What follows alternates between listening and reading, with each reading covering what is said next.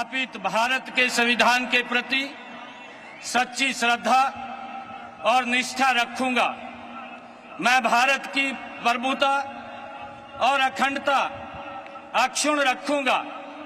मैं हरियाणा राज्य के मुख्यमंत्री के रूप में अपने कर्तव्यों का श्रद्धापूर्वक और शुद्ध अंतःकरण से निर्वहन करूंगा तथा भय या पक्षपात, अनुराग या द्वेष के बिना मैं सब प्रकार के लोगों के प्रति संविधान के और विधि के अनुसार न्याय करूंगा।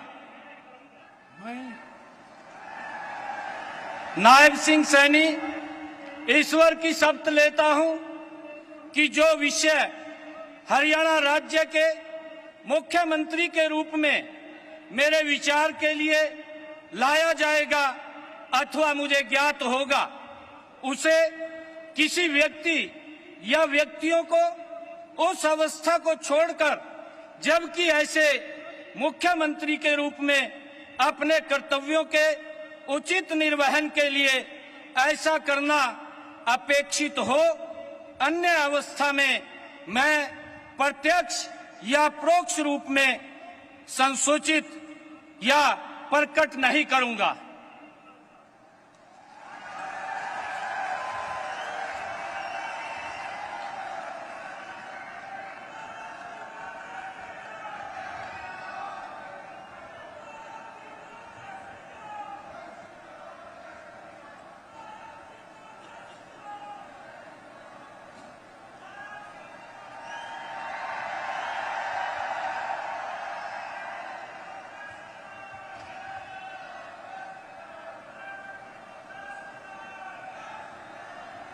हरियाणा की ये तस्वीर आप इस वक्त देख रहे हैं। बतौर मेहमान खुसूसी पीएम मोदी यहाँ पर पहुंचे और बीजेपी के जो आला कमान है वो इस वक्त मंच पर मौजूद हैं। खूब खींचतान इस कुर्सी को लेकर चलती रही। इलेक्शन से पहले भी ये कहा गया कि आखिर ये जिम्मेदारी किसे सौंपी जाएगी, लेकिन पहले से ऐलान किया गया था कि नायब सिंह सैनी ही दूसरी बार फिर से सीएम महोदय का हलफ लेंगे और वही तस्वीर इस वक्त आप देख रहे हैं।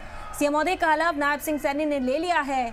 इस वक्त दस्तावेज साइन करते हुए नजर आ रहे हैं। इस वक्त की बड़ी खबर और ये तमाम तस्वीरें आप तक पहुंचा रहे हैं। नायब सिंह सैनी दूसरी बार सीएम महोदय का हलफ लेते हुए नजर आए हैं। मंच से उन्होंने सीएम महोदय का हलफ लिया तो हरियाणा की जिम्मेदारी एक बार फिर से नायब सिंह सैनी के कंधों पर। बीजेपी आला कमान यहाँ पर मौजूद है उन्हें मुबारकबाद पेश करने के लिए। अनिल विज खुद जो चाहते थे कि उन्हें ये जिम्मेदारी सौंपी जाए, हालांकि जब विधायक दल की बैठक हुई तो बताया गया कि अनिल विज की ओर से ही जो प्रपोजल है नायब सिंह सैनी के नाम का सबसे पहले वो आगे रखा गया था। तो